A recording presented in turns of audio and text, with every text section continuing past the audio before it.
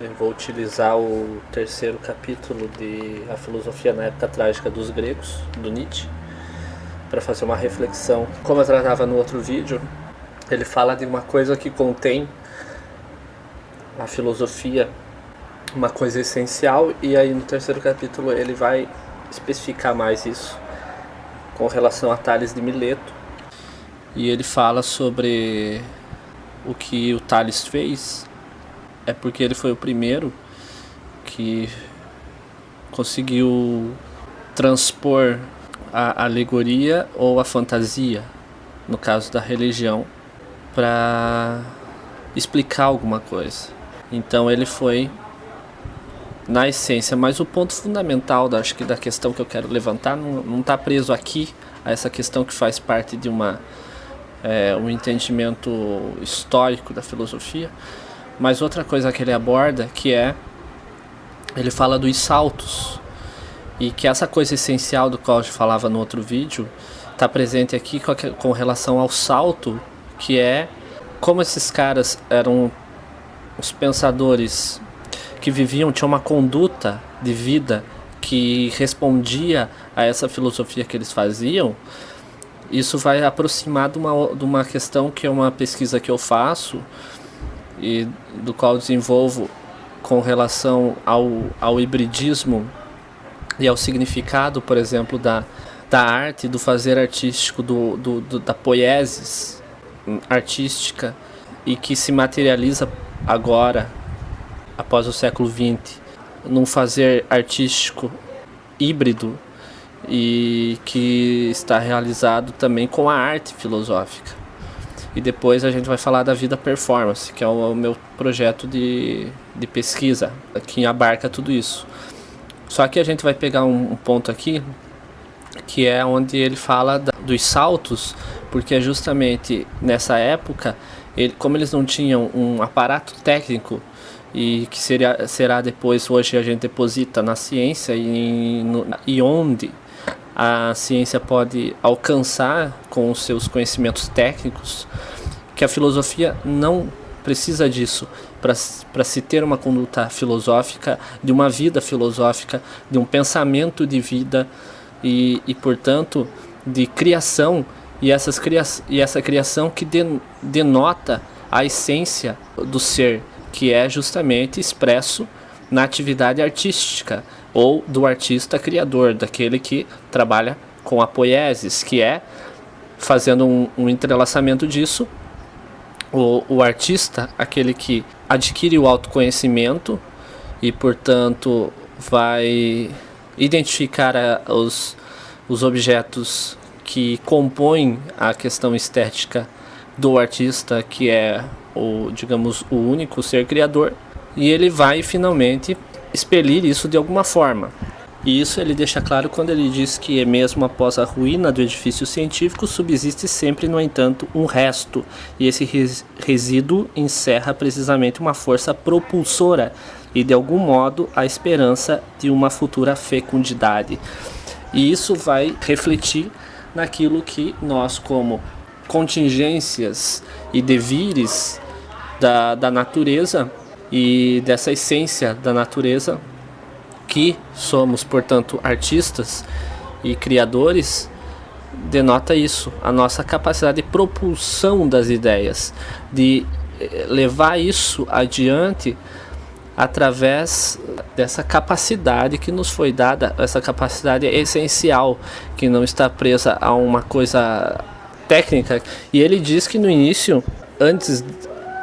dessa época, os gregos tinham dificuldades, assim como todos o povo, diferente do que a gente é hoje, como sociedade moderna, pós-moderna e blá blá blá, que era difícil para eles captar os conceitos como conceitos. E isso é o que Tales vai finalmente apresentar quando ele diz que tudo é água. Ou seja, ele não está restrito a uma questão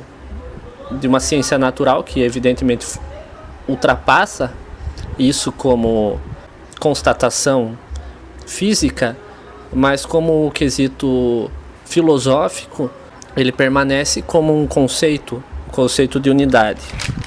A outra coisa que ele vai falar é a questão do sábio, que a palavra sábio está ligada etimologicamente a sápio, que é saboreio, ou sapiens, que é degustador.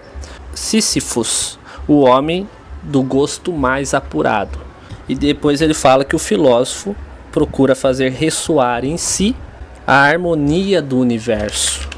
e exteriorizá-lo em conceitos, enquanto é contemplativo. Ou seja, ele diz que esse filósofo, e por isso que depois a gente vai fazer, depois de uma mudança de era, onde a gente vai finalmente ter uma outra relação do que é a filosofia, já que o próprio Nietzsche acusava do que era o fazer filosófico a partir de Platão, dos filósofos híbridos, onde eles já não estão mais preocupados com a vivência daquilo lá, mas em identificar coisas separadas, como a política, a moral e blá blá blá blá blá. Esses filósofos essenciais, eles, como degustadores da vida, como experimentando isso, como curtindo realmente aquilo como experiência, como vivência, nos aproxima do artista filósofo que pode se manifestar a partir do século XX. Não digo que tenha se manifestado ou esporadicamente pode ter ocorrido, mas que ele é possibilitado a partir do século XX, a partir da autonomia da arte do século XX e ainda mais hoje no século XXI. Ou seja, já não há uma filosofia aos moldes do que se chama filosofia, nem uma arte aos moldes do que se chama arte, mas sim uma poiesis que se expressa através de um artista filósofo, que a sua matéria de arte seria então uma vida performance. E aí eu sublinhei uma frase que diz aqui: o que aqui é o verso para o poeta, é para o filósofo o pensamento dialético. Ou seja, essa performance, essa manifestação, essa coisa peripatética é essa dialética. O verso é a materialização daquilo para o poeta. Na filosofia é a mesma coisa. O que materializa-se a filosofia finalmente é através da reflexão. E ele encerra o capítulo com a frase assim: assim Tales viu a unidade do ser e, quando quis comunicá-la, falou da água. Esse alcance que o Nietzsche mostra nesse tipo de filosofia,